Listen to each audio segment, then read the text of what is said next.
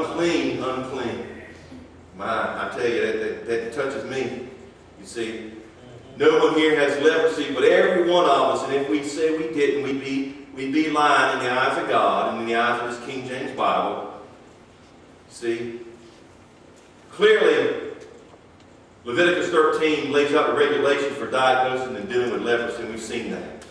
Understand that leprosy is deeper than the skin. We said it's deeper than the skin deep. And sometimes the outward manifestations of sins are merely a window of our heart.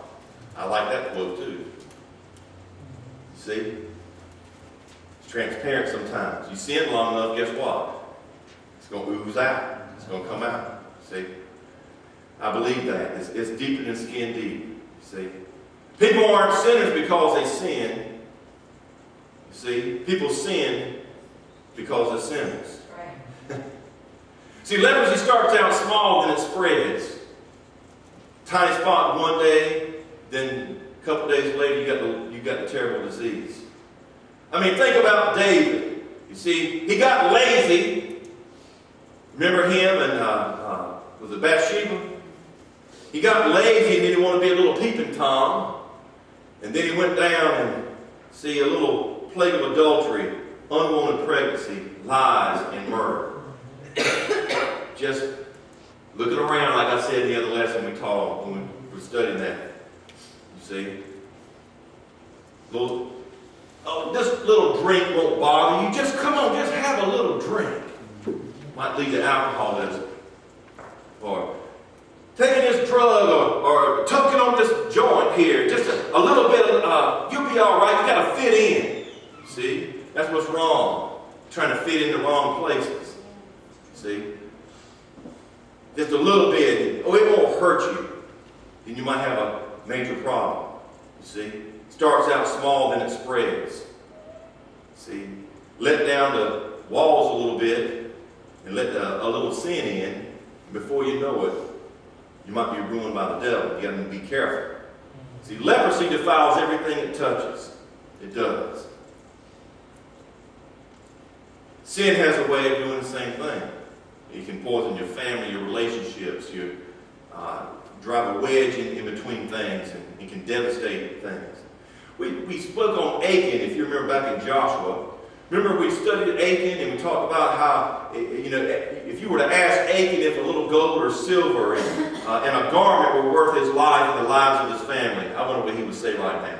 You see, in Joshua, if you could ask David, going back to Joshua, if you could ask David, I mean, that was in Joshua rather, if you could ask David if a few moments with another person's wife were worth the devastation that he faced for the rest of his life, I'm sure he'd say, I'd take that moment back.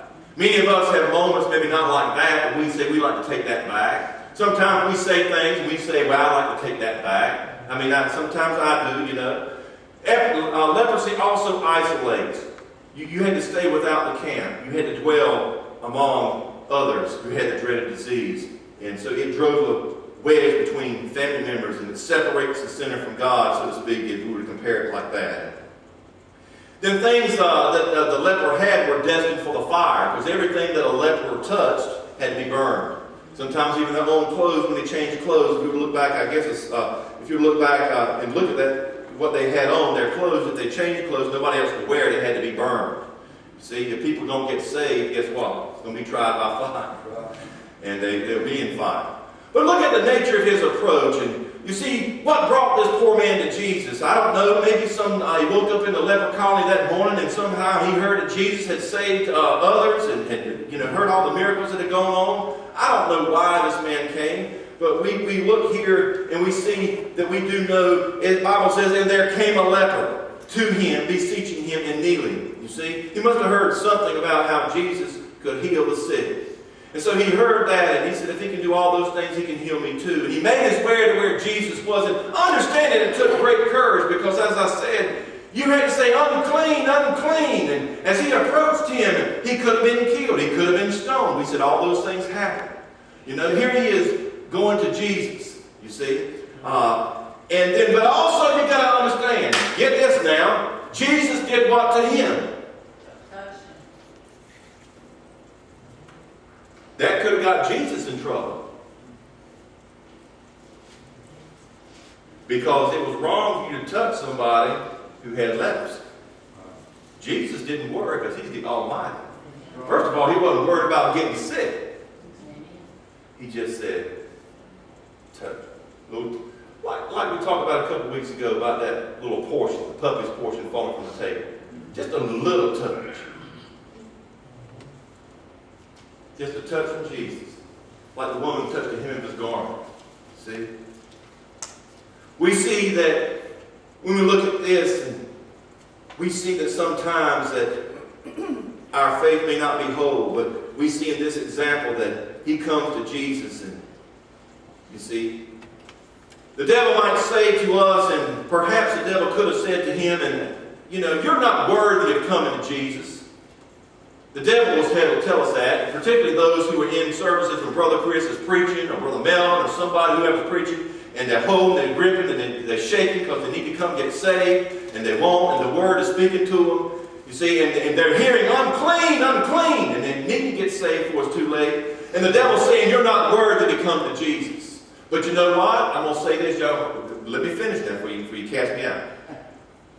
The devil's right. We're not worthy. No, we are not. The devil's right. But listen to this. You see, he's going to say you're not worthy to come to Jesus. But get this. He's wrong when he says Jesus won't have you. He will tell you that. Jesus won't have you. Ain't no need of you going down there to that altar because Jesus won't have you.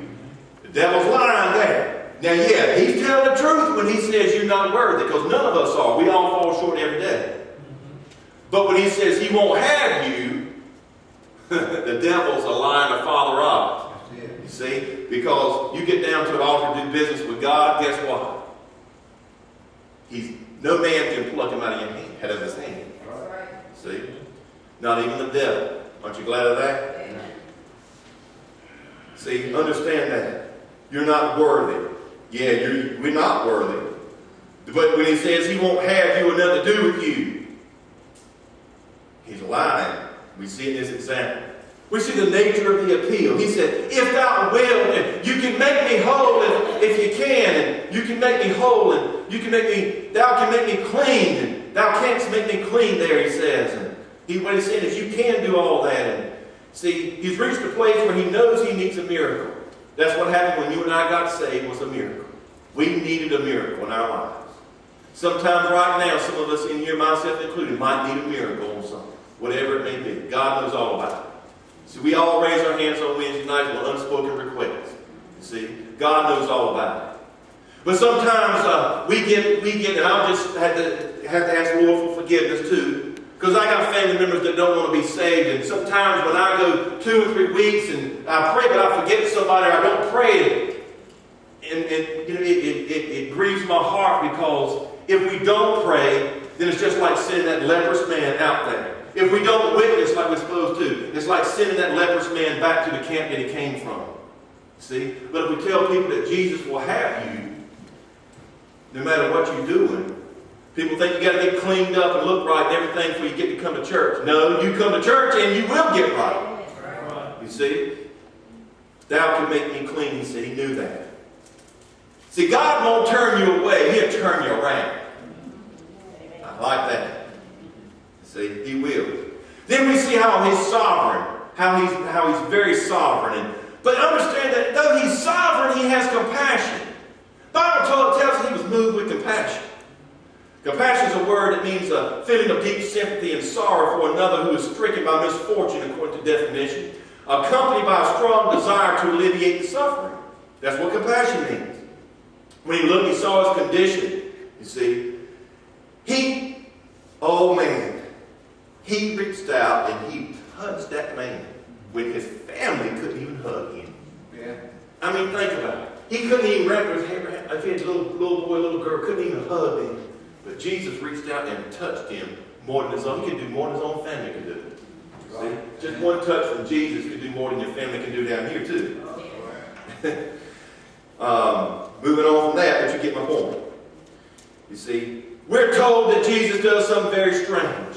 You see, we're also told that our God is a very mysterious God, right? Well, he reaches out and touches him. And it might have been years since that man had ever had a touch. Think about it now.